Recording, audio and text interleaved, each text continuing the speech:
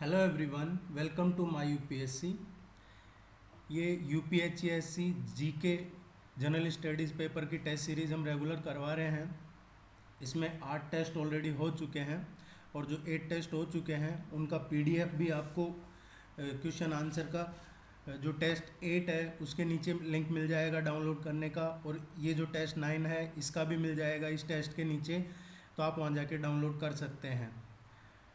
And please इनका commercial use ना लें, ये सिर्फ आपके एक एजुकेशन पर्पज़ के लिए है। कुछ लोग अपनी साइटों पे डाल रहे हैं, कुछ लोग अपने फ़ायदे के लिए इनको यूज़ कर रहे हैं। तो उनसे रिक्वेस्ट है कि आप अगर बच्चों को फ्री ऑफ चार्ज दे रहे हैं तो उसमें कोई प्रॉब्लम नहीं है, अदरवाइज़ आप इसका कमर्शियल यूज ना लें। बुक स्टोर वाले प्रिंट निकाल के बच्चों को टेस्ट के लिए ना बेचें। आप देख रहे हैं वीडियो को, काफ़ी फ्रेंड्स देख रहे हैं, लेकिन सब्सक्राइब कम ही लोग कर रहे हैं, तो ये मेरी रिक्वेस्ट है कि आप चैनल को सब्सक्राइब ज़रूर कीजिए। अगर आप टेस्ट सीरीज़ ज्वाइन करना चाहते हैं तो टेस्ट सीरीज़ का नीचे लिंक मिल जाएगा। जनरल स्टडीज़ के लिए हिंदी और इंग्लिश दोनों में अवेलेबल है, और आपका जो ऑप्शनल सब्जेक्ट है, जो पेपर ऑप्शनल का लगेगा, उस सब्जेक्ट के पेपर के लिए भी टेस्ट सीरीज अवेलेबल है, हिंदी और इंग्लिश मीडियम दोनों में। उसका लिंक भी आपको नीचे डिस्क्रिप्शन में मिल जाएगा। So please subscribe the channel. Let's begin. हाल ही में सारागढ़ी लड़ाई की 124वीं वर्षगांठ मनाई गई। ये लड़ाई किन के बीच लड़ी गई थी? अभी ये इसकी एनिवर्सरी मनाई है 124वीं। ये लड़ाई है जो अफ़गान और सिख बटालियन के बीच लड़ी गई थी। ये एक सामरिक रूप से काफ़ी इम्पोर्टेंट थी, और इस लड़ाई को दुनिया के जो सैन्य इतिहास है उसमें काफ़ी एक हिस्टोरिकल माना जाता है। ये लगभग 7 घंटे तक लड़ाई हुई थी, जिसमें एक साइड थे 8000 क्रूल निर्दयी अफगान सेना थी, और एक साइड थे 21 सिख। इन सिख ने हवलदार इसार सिंह के नेतृत्व में ये लड़ाई लड़ी थी। और ये अभी तो जो एरिया है, ये पहले के जो नॉर्थ वेस्ट फ्रंटियर प्रांत था उसमें 2 किले होते थे जो आजकल पाकिस्तान में है। ये सारागढ़ी का किला लॉकआउट और फोर्ट गुलिस्तान के बीच एक कम्युनिकेशन का जरिया था, इसलिए सामरिक रूप से इसको इन्होंने अटैक किया था कि इनका कम्युनिकेशन तोड़ दिया जाए। नेक्स्ट,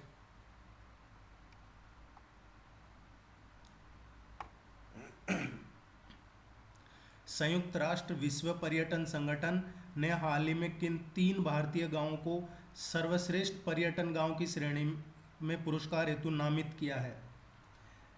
भारत के 3 गांव हैं, उनको यूनाइटेड नेशंस जो वर्ल्ड टूरिज्म ऑर्गेनाइजेशन है UNWTO, उन्होंने नॉमिनेट किया है प्राइज़ के लिए।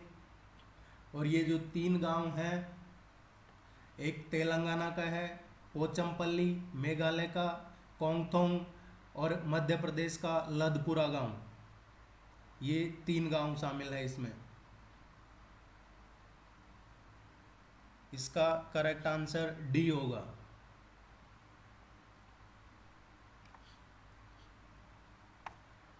ग्रामीण इंफ्रास्ट्रक्चर डेवलपमेंट फंड की व्यवस्था कौन करता है? जो गांव में इंफ्रास्ट्रक्चर डेवलपमेंट है उसकी व्यवस्था की जाती है नाबार्ड के द्वारा।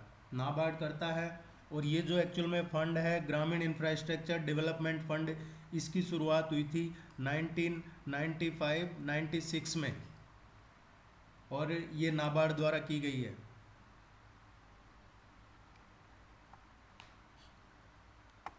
निम्नलिखित में यूरोपियन यूनियन द्वारा कौन सा क्षेत्र बनाया गया है जिसमें सभी इलेक्ट्रॉनिक भुगतान घरेलू होते हैं और अलग देशों के बीच भुगतान में कोई अंतर नहीं होता है? चाहे रुपए में करो, डॉलर में करो, किसी में भी करो, एक कॉमन बना दिया गया है पेमेंट एरिया, उसको बोलते हैं सिंगल यूरो पेमेंट एरिया।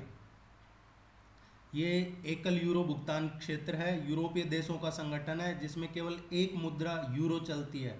इसमें बैंक ट्रांसफ़र बहुत स्मूथली होते हैं। इसका करेक्ट आंसर है दिस वन बी।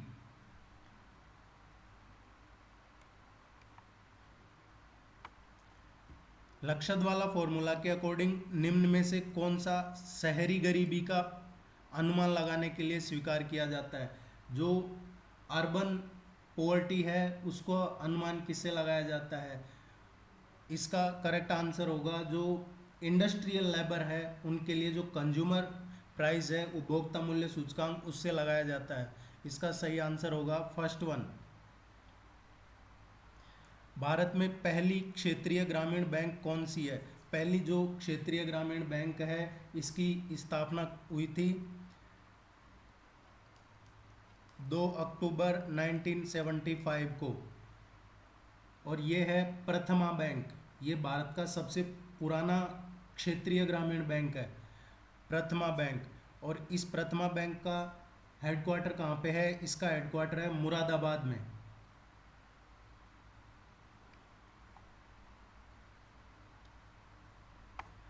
निम्नलिखित में से कौन सा कथन सही नहीं है, गलत है? इनमें से फोटोकेमिकल धुंध में हमेशा ओजोन होता है, ये सही है। कार्बन मोनोऑक्साइड का जहरीला प्रभाव ऑक्सीजन की तुलना में हीमोग्लोबिन के लिए अधिक से अधिक अट्रैक्टिव है, ये भी सही है।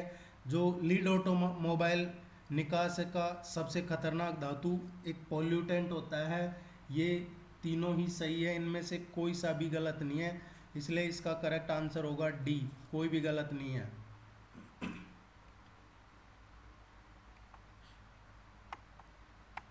मैनग्रोव क्षेत्र के बारे में अवलोकन कीजिए। जो मैनग्रोव एरिया है उनके बारे में, इनमें से कौन सा मैनग्रोव भारत के पूर्वी तट में स्थित है?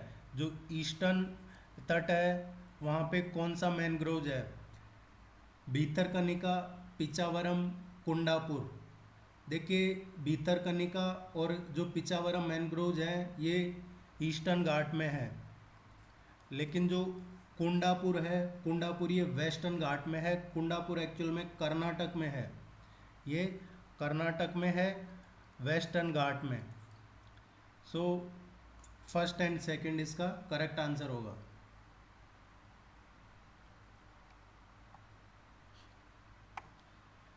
भारत में सबसे पहले गहरे पानी में गैस का उत्पादन किस ब्लॉक में शुरू हुआ था? जो गहरे पानी में शुरू हुआ था वो है कृष्णा गोदावरी D6। ये कृष्णा गोदावरी D6 में हुआ था, और इसको रिलायंस इंडस्ट्रीज ने ये काम शुरू किया था।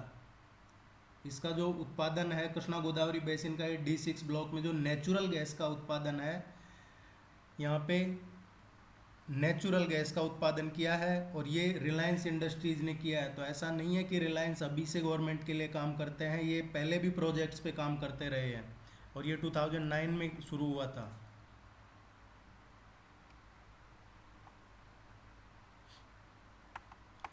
बाबा बुदन पहाड़ियाँ किस राज्य में स्थित हैं?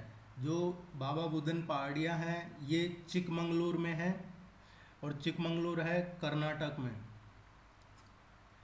इनकी जो हाइट है वो है अप्रोक्सीमेट, जो समुद्र तल से है इतने मीटर की हाइट है ये इनकी। निम्नलिखित में से किस पर्वत को 5 ट्रेजरर्स ऑफ ग्रेट शो कहा जाता है? 5 ट्रेजरर्स ऑफ ग्रेट शो, ये कंचनजंगा को बोला जाता है। कंचनजंगा, कंचनजंगा वर्ल्ड का तीसरा सबसे ऊंचा पर्वत है। ये नेपाल और सिक्किम के बीच में है, और इसकी जो हाइट है वो है 8586 मीटर। कहाँ पे है ये? नेपाल और सिक्किम के बीच में।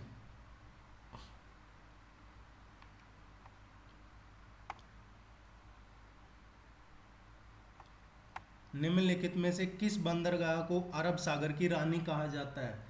ये अरब सागर की जो रानी बोला जाता है ये कोच्चि बंदरगाह है। ये एक नेचुरल बंदरगाह है, और ये केरला में है, वेम्बनाड कायल में।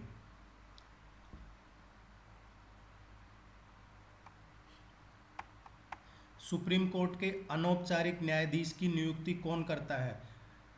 जो अनौपचारिक न्यायाधीश की है वो राष्ट्रपति के अनुमति से ही सुप्रीम कोर्ट का जो चीफ जस्टिस है वो कर सकता है। यदि सुप्रीम कोर्ट का जो सत्र संचालन है उसमें न्यायाधीशों की संख्या कम है तो सुप्रीम कोर्ट का जो चीफ जस्टिस है वो राष्ट्रपति की परमिशन से अनौपचारिक जज की अपॉइंटमेंट कर सकते हैं। इसका सही आंसर होगा डी। ये क्वेश्चन इसलिए अभी रिसेंटली 9 न्यू जज अपॉइंट किए हैं सुप्रीम कोर्ट में, तो इस तरीके का क्वेश्चन आप एक्सपेक्ट कर सकते हैं एग्जाम में।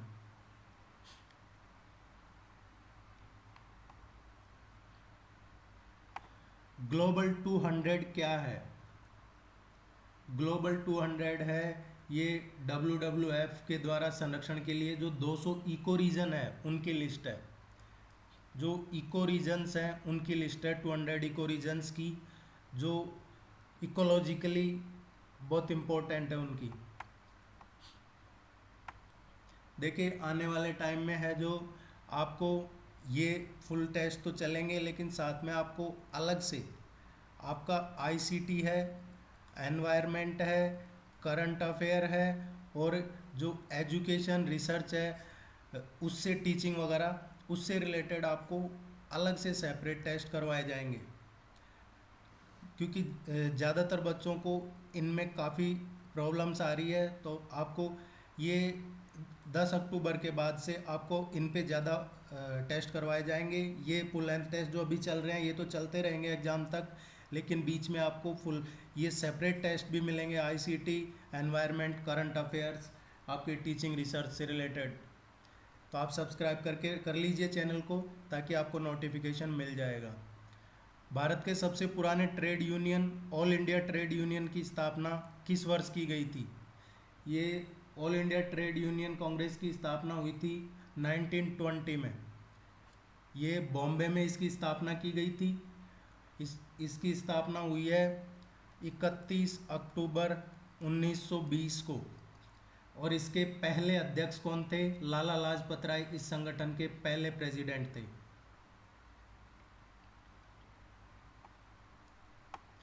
रणजीत सिंह व ईस्ट इंडिया कंपनी के बीच अमृतसर की संधि पर किस वर्ष में हस्ताक्षर किए गए थे? अमृतसर की संधि हुई थी रणजीत सिंह और अंग्रेजों के बीच में, उस पर हस्ताक्षर किए थे 1809 में।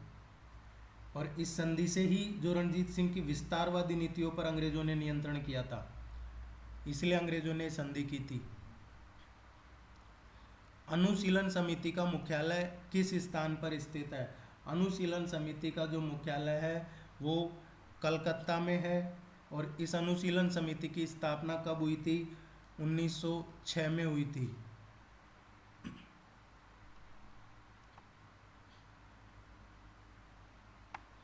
ब्रिटिश काल में भारतीय स्वतंत्रता समिति की स्थापना किस देश में की गई थी? ब्रिटिश काल में जो भारतीय स्वतंत्रता समिति थी उसकी स्थापना बर्लिन में की गई थी, जर्मनी में की गई थी। उसको बर्लिन समिति भी बोला जाता है, और ये 1914 में हुई थी। और ये भारतीय जो छात्र थे और कुछ क्रांतिकारी थे उन्होंने इसकी स्थापना की थी।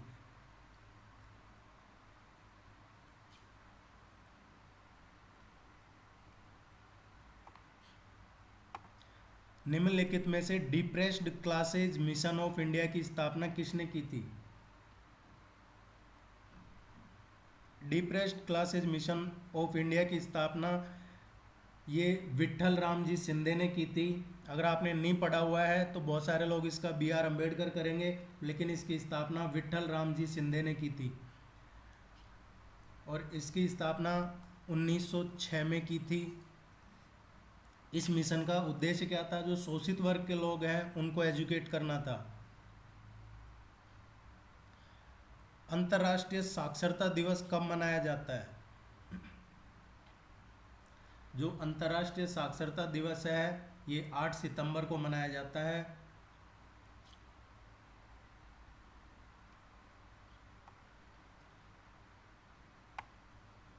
हाल ही में किस वन्य जीव अभ्यारण्य को इको सेंसिटिव जोन के रूप में अधिसूचित किया गया है?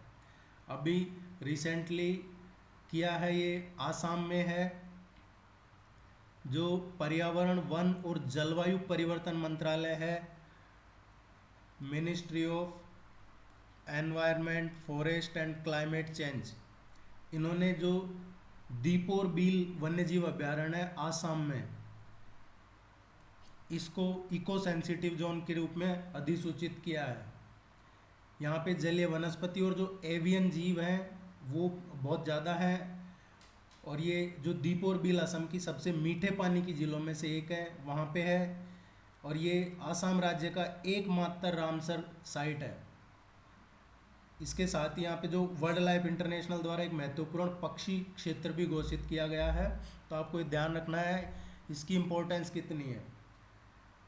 ओनली रामसर का साइट है यहाँ पे, और ये आसाम की सबसे मीठे पानी की झील भी यहीं है।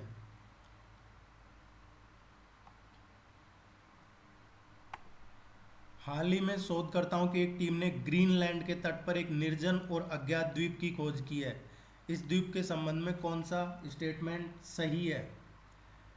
देखिए, हाल ही में अभी रिसेंटली जो रिसर्चर्स हैं उनकी एक टीम ने ग्रीनलैंड के तट पे एक निर्जन और एक अननोन आइलैंड की खोज की है। इसके लिए उन्होंने क्वेक तार्क अवार लेक इसका नाम रखने का सुझाव दिया था। क्वेकर ताक एवनार लेक, ये ध्यान रखना आपको। और इस रिसर्च के साथ ही ये जो द्वीप है ये पृथ्वी का सबसे उत्तरी द्वीप बन गया है। तो पृथ्वी का सबसे उत्तरी द्वीप कौन सा हो गया है? क्वेकर ताक एवनार लेक। इसको गूगल जरूर करना, आप गूगल पे इसके बारे में और रिसर्च करना, पढ़ना। ये सबसे नदर्न द्वीप हो गया है। इससे पहले कौन सा था? इससे पहले उडाक जो द्वीप है, उडाक, ये सबसे उत्तरी द्वीप माना जाता था। हालांकि आकार के मामले में ये द्वीप काफ़ी छोटा है और समुद्र तल की मिट्टी मोरन की जो अधिकता है यहाँ पे, और वनस्पति की उपलब्धता भी लगभग न के बराबर है यहाँ। और ये अभी रिसर्चर्स को कैसे आइडेंटिफाई हुआ है? बिकॉज ऑफ ग्लोबल वार्मिंग, जो आइस मेल्ट हो रही है, बर्फ़ पिघल रही है, तो ये द्वीप मिला है।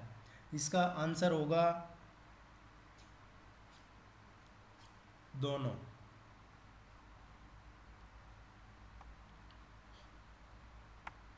किस राज्य सरकार ने हाल ही में श्रमिकों के लिए बैठने के अधिकार को मान्यता देने हेतु विधानसभा में एक विधेयक पेश किया है? देखिए, बैठने का अधिकार, जो लोग ड्यूटी करते हैं, जो कर्मचारी, चाहे वो किसी शॉप पे करते हैं, किसी प्रतिष्ठान में करते हैं, तो वो दिन भर खड़े रहते हैं। उनके पैरों में खड़े रहने से कई हेल्थ इश्यूज आ रहे हैं, उनको कई डिजीज़ हो रही हैं।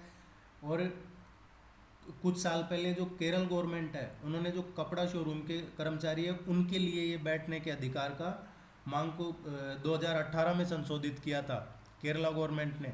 लेकिन अभी रिसेंटली अभी तो ये किया है तमिलनाडु गवर्नमेंट ने।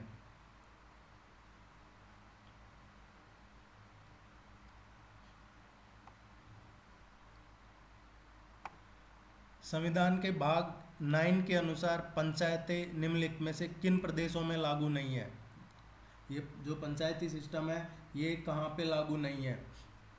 आर्टिकल 9 संविधान का जो पार्ट है वो कहाँ लागू नहीं है?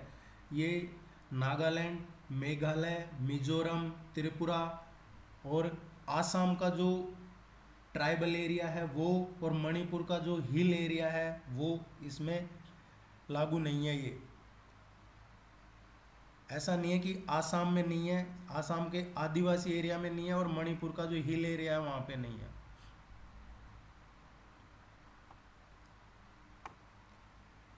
अनुसूचित जातियों और अन्य पारंपरिक वनवासियों अधिनियम 2006 के माध्यम से अनुसूचित जनजातियों और अन्य पारंपरिक वनवासियों को निम्नलिखित में से कौन सा प्रदान किया गया है? ये वन भूमि का कानूनी अधिकार है, ये प्रदान किया गया है।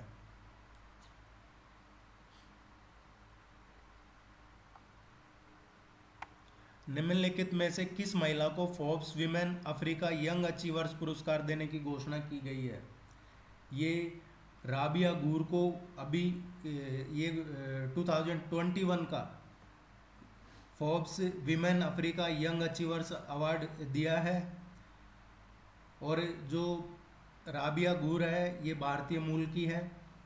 इनके साथ में ही एक और सुमैया वैली को 2021 की टाइम्स 100 की सूची में शामिल किया गया है। ये अपनी जो नेतृत्व क्षमता है उनसे आने वाले जो पीढ़ी है या जो यूथ है उनको इंस्पायर कर पाए, उसके लिए ये अंतर्राष्ट्रीय पुरस्कार दिया है दोनों को। ये अफ्रीका के जो प्रिटोरिया शहर है वहाँ पे रहते हैं लोग। ये दोनों ही, जो राबिया गूर है ये भारतीय मूल की है लेकिन अफ्रीका के प्रिटोरिया सिटी में रहती है। और जो ये सुमैया वैली है इनको शामिल किया गया है टाइम्स की जो 100 टॉप 100 की सूची है उसमें 2021 की। हाल ही में समाचार पत्रों की सुर्खियों में रहे सिप ध्रुव के बारे में निम्नलिखित में से कौन सा कथन गलत है? इसके बारे में जो कथन सही नहीं है देखते हैं। ये देश का पहला मिसाइल ट्रैकिंग शिप है, ये सही है। इस तकनीक से लैस भारत दुनिया का 5वां देश बन गया है। ये बैलिस्टिक मिसाइल को भी ट्रैक कर सकता है। ये न्यूक्लियर मिसाइल को ट्रैक करने में सक्षम नहीं है, ऐसा नहीं है, ये न्यूक्लियर मिसाइल को भी ट्रैक कर सकता है।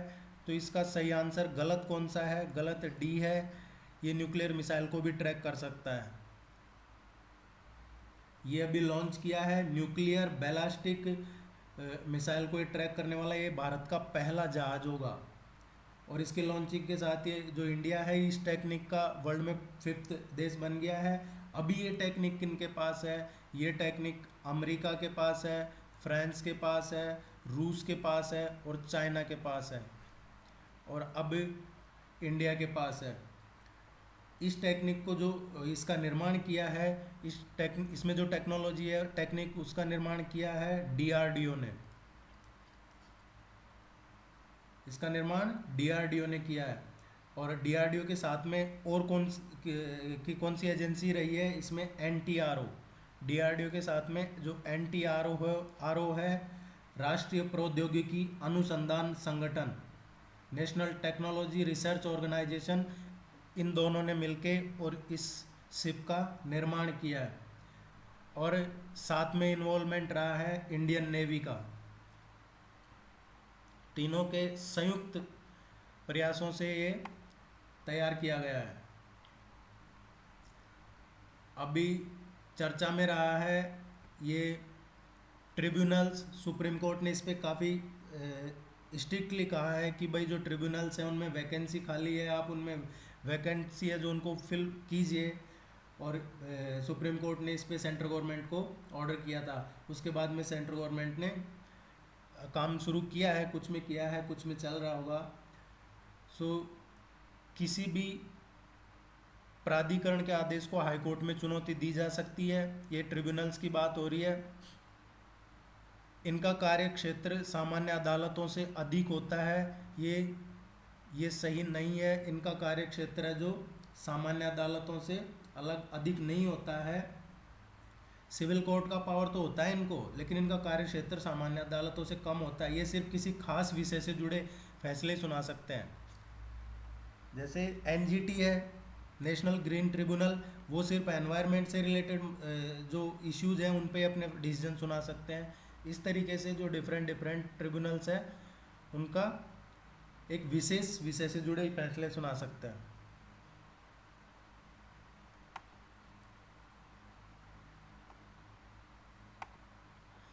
13वें ब्रिक्स शिखर सम्मेलन, इसका क्वेश्चन आपके एग्जाम में आएगा, ये मान के चलिए। ब्रिक्स के बारे में आप जरूर पढ़ लीजिएगा। इसकी थीम क्या है, प्रेसिडेंसी कौन कहाँ शुरू से अब तक का, ब्रिक्स का गठन कब हुआ, ये सारा पढ़ लीजिएगा आप। इसका क्वेश्चन एग्जाम में मान के चलिए आएगा। 13वें ब्रिक्स के संबंध में सही कौन सा है? इस सम्मेलन की अध्यक्षता भारत द्वारा की गई है, ये सही है। इस बार इसका विषय ब्रिक्स 13 निरंतरता, समेकन और आम सहमति की खातिर अंतर ब्रिक्स सहयोग रखा है। ये स्टेटमेंट सही नहीं है, बिकॉज ये ब्रिक्स 13 नहीं, ये रखा है ब्रिक्स एट 15।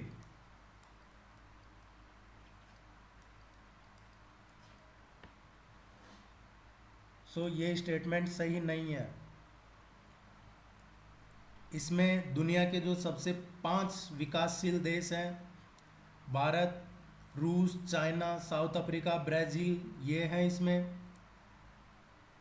और अभी इसकी अध्यक्षता इंडिया ने की है 13वें की। जो अगला 14वां ब्रिक्स शिखर होगा सम्मेलन, उसकी जो अध्यक्षता है वो चीन द्वारा की जाएगी। चाइना करेगा 14वें ब्रिक्स की अध्यक्षता।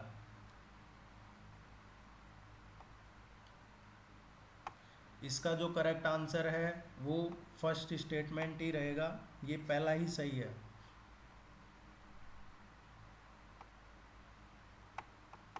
सुप्रीम कोर्ट के मुख्य न्यायाधीश के रूप में कार्य करने के लिए व्यक्ति को उच्च न्यायालय में कम से कम कितने वर्ष तक का कार्य करना चाहिए? कितना एक्सपीरियंस होना चाहिए हाई कोर्ट में एक सुप्रीम कोर्ट का जज बनने के लिए? कम से कम 10 साल तक हाई कोर्ट में न्यायाधीश के रूप में काम किया हो, वही सुप्रीम कोर्ट में जज बन सकते हैं।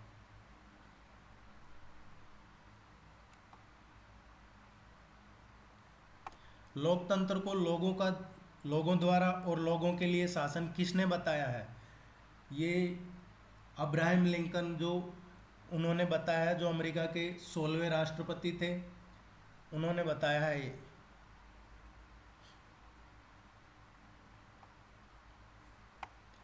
नीचे दिए गए कथनों का अवलोकन कीजिए। वे कैथोलिक चर्च द्वारा संत की उपाधि से विभूषित की जाने वाली पहली भारतीय मूल की थी। 2009 में उनकी स्मृति में भारत सरकार ने सिक्के भी जारी किए थे। 16वीं सदी में गोंजालो गार्सिया के बाद संत की उपाधि से विभूषित की जाने वाली वे दूसरी भारतीय थी। इन तीनों कथन में से सही कौन सा है? ये किसके बारे में बात हो रही है? ये तीनों कथनों में ऐसा है, स्टेटमेंट तो तीनों ही सही है। ये बात हो रही है सेंट अल्फोंसा के बारे में। कैथोलिक चर्च द्वारा कैनोनाइज की जाने वाली वो पहली भारतीय थी। 20 का करेक्ट आंसर होगा।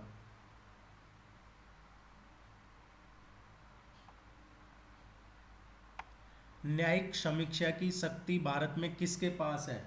जो न्यायिक समीक्षा है ये अधिकार केवल सुप्रीम कोर्ट को ही है। न्यायिक समीक्षा, जुडिशियल रिव्यू, केवल सुप्रीम कोर्ट ही कर सकता है।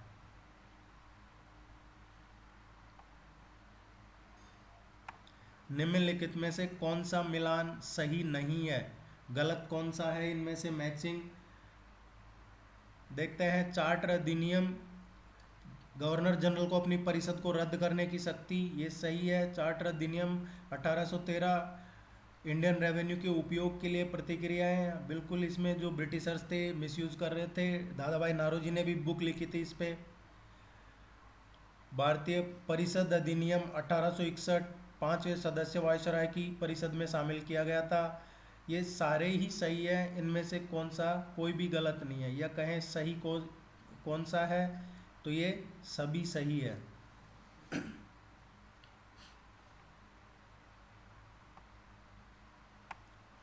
मंगल किस तरह के पौधे को कहा जाता है? देखिए, भारत में जो मैनग्रोव्स पौधे हैं उनको मंगल बोला जाता है। मैनग्रोव्स जो पौधे हैं उनको मंगल बोला जाता है। भारत में पंचायती राज दिवस कब मनाया जाता है? पंचायती राज दिवस 24 अप्रैल को मनाया जाता है, क्योंकि इसी दिन 24 अप्रैल 1993 को जो 73rd कॉन्स्टिट्यूशन अमेंडमेंट हुआ था, इसीलिए ये 24 अप्रैल को मनाया जाता है।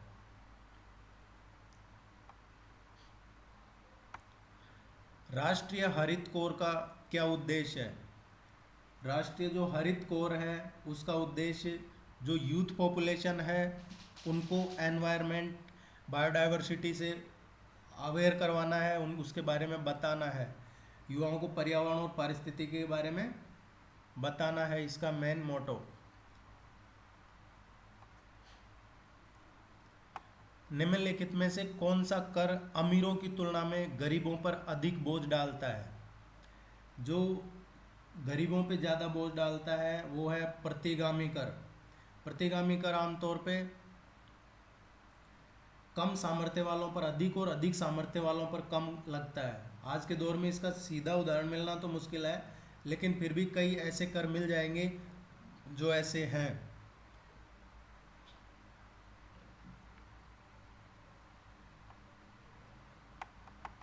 नेशनल टाइगर कंजर्वेशन अथॉरिटी की स्थापना कब हुई थी? नेशनल टाइगर कंजर्वेशन अथॉरिटी की स्थापना 2006 में हुई थी। इनमें से कौन सा मैचिंग सही नहीं है? जो दंपा अभ्यारण्य है मिजोरम में है, वाल्मीकि रिजर्व बिहार में है, रोहला राष्ट्रीय उद्यान हिमाचल प्रदेश में है, गांधी सागर अभ्यारण्य ये राजस्थान में नहीं है, गांधी सागर अभ्यारण्य है ये मध्य प्रदेश में है। और मध्य प्रदेश में कहाँ पे है? ये मंदसौर डिस्ट्रिक्ट में, मध्य प्रदेश में।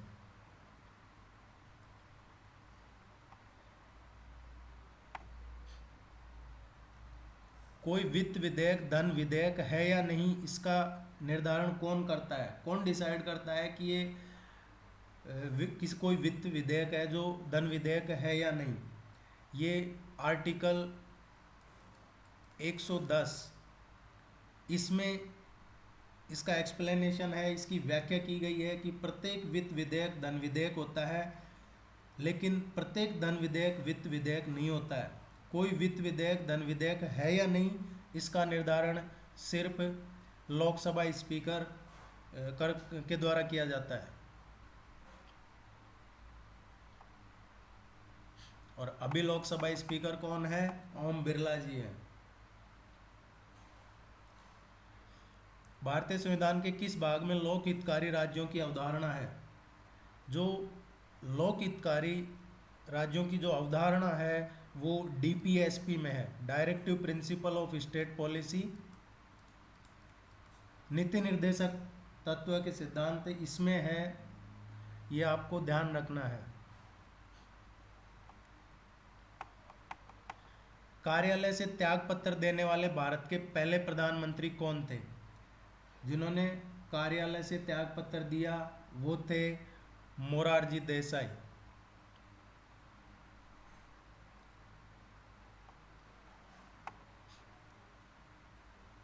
भारत का सबसे बड़ा वन्य जीव अभ्यारण्य कौन सा है?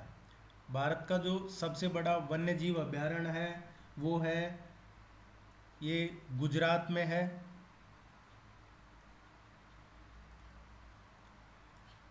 गुजरात में है ये, और ये भारतीय जंगली गधा अभ्यारण्य है। उत्तर प्रदेश में विज्ञान और प्रौद्योगिकी साइंस एंड टेक्नोलॉजी जो काउंसिल है उसका गठन कब हुआ है? उत्तर प्रदेश में ये साइंस एंड टेक्नोलॉजी काउंसिल का गठन 1975 में हुआ है।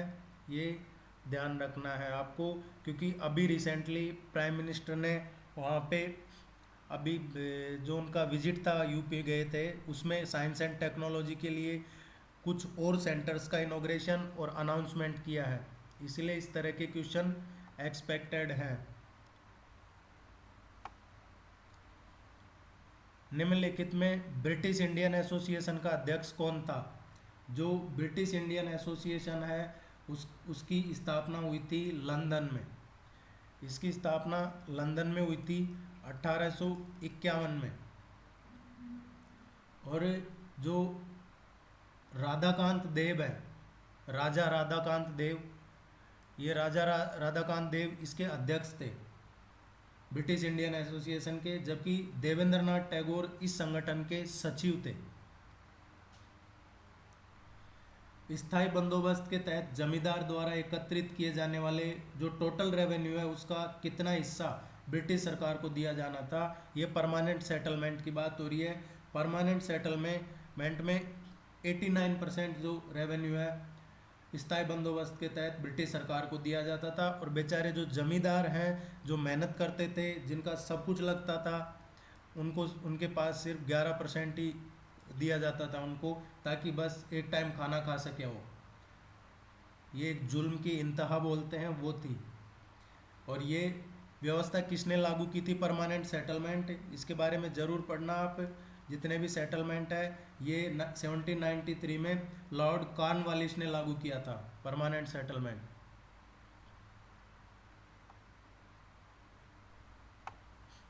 निम्नलिखित में से भारत सरकार की कौन सी योजना क्योटो प्रोटोकॉल के स्वच्छ विकास तंत्र के अंतर्गत आती है? क्योटो प्रोटोकॉल जो है इसके बारे में आप पढ़ना, क्योटो प्रोटोकॉल क्या है। वैसे पहले जो लेक्चर वीडियो हुए हैं टेस्ट, उनमें मैं बता चुका हूँ। क्योटो प्रोटोकॉल के अकॉर्डिंग जो इंडियन गवर्नमेंट ने एक योजना चलाई है वो है बचत लैंप योजना। ये क्योटो प्रोटोकॉल के अकॉर्डिंग चलाई है, जो भारत सरकार के द्वारा चलाई जा रही है, और इसमें लोगों को कम कीमत पे एलईडी बल्ब दिए जा रहे हैं, बहुत कम रेट पे एलईडी बल्ब दिए जा रहे हैं। अस्पृश्यता का अंत भारतीय संविधान के कौन से अनुच्छेद में है?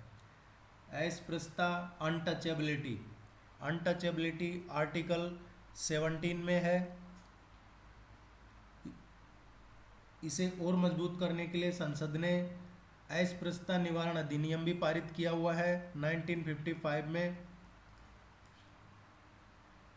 और इसका नाम बदलकर नागरिक अधिकार संरक्षण अधिनियम कर दिया गया है। अब इसका नाम क्या है? जो पहले अस्पृश्यता निवारण अधिनियम था उसका अब नाम है नागरिक अधिकार संरक्षण अधिनियम।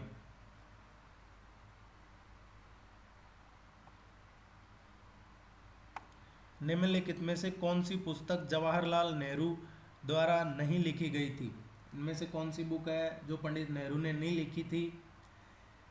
ये है फ्रीडम इन एक्साइल। ये फ्रीडम इन एक्साइल बुक है, ये 1991 में पब्लिश हुई थी। ये ऑटोबायोग्राफी है, ये ऑटोबायोग्राफी है 14वें दलाई लामा की।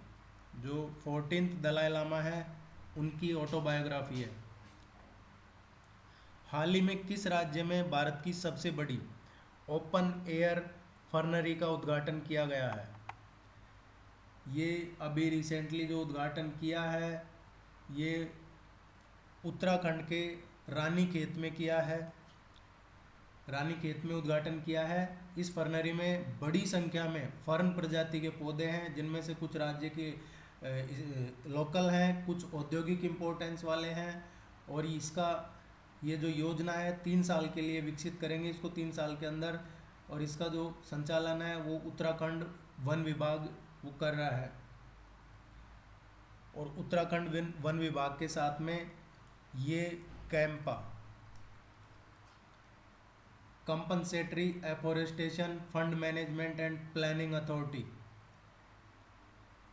ये है सेंट्रल गवर्नमेंट की कैंपा। तो उत्तराखंड वन विभाग और सेंट्रल गवर्नमेंट दोनों का इसमें जॉइंट वेंचर है, दोनों इसको डेवलप कर रहे हैं, इसका रिसर्च कर रहे हैं।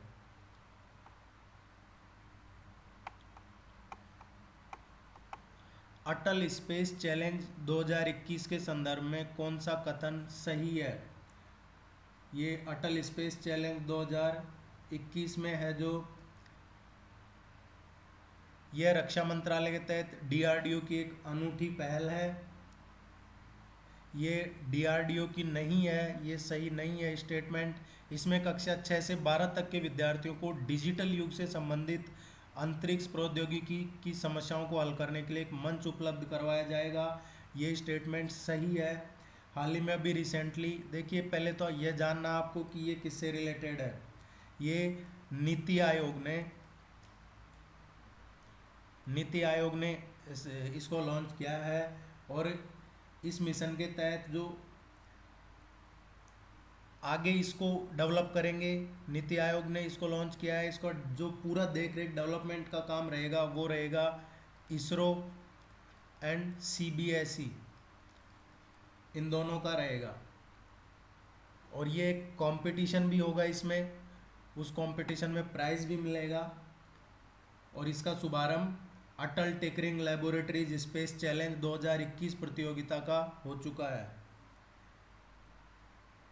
और ये चैलेंज है जो विश्व अंतरिक्ष सप्ताह के साथ संबंधित है, जिसमें 4 से 10 अक्टूबर तक अंतरिक्ष विज्ञान एवं प्रौद्योगिकी क्षेत्र के महत्व को रेखांकित करने हेतु पूरे विश्व में मनाया जाएगा। ये जो अटल टिकरिंग लेबोरेटरी स्पेस चैलेंज है ये पूरे वर्ल्ड में मनाया जाएगा, 4 से 10 अक्टूबर के बीच मनाया जाएगा। ये बच्चों के भीतर एक इनोवेटिव थिंकिंग को डेवलप करने के लिए ये लागू किया है। इसका सही आंसर है सेकंड, उसमें फर्स्ट आंसर में डीआरडीओ था, जबकि इसका है इसरो से। ये आपको ध्यान रखना है। अमेरिका के शिकागो की धर्म संसद में स्वामी विवेकानंद का भाषण कब हुआ था? ये जो हिस्टोरिक स्पीच थी, ये शिकागो में जो वर्ल्ड रिलीजियस सम्मेलन हुआ था उसमें दिया था स्वामी विवेकानंद ने, और पूरी दुनिया इससे मंत्रमुग्ध हो गई थी। और पूरे जो इंडियंस हैं, भारतीय हैं, उनको इस पे बहुत प्राउड हुआ था। ये 11 सितंबर 1893 को। इसमें सी सही आंसर होगा।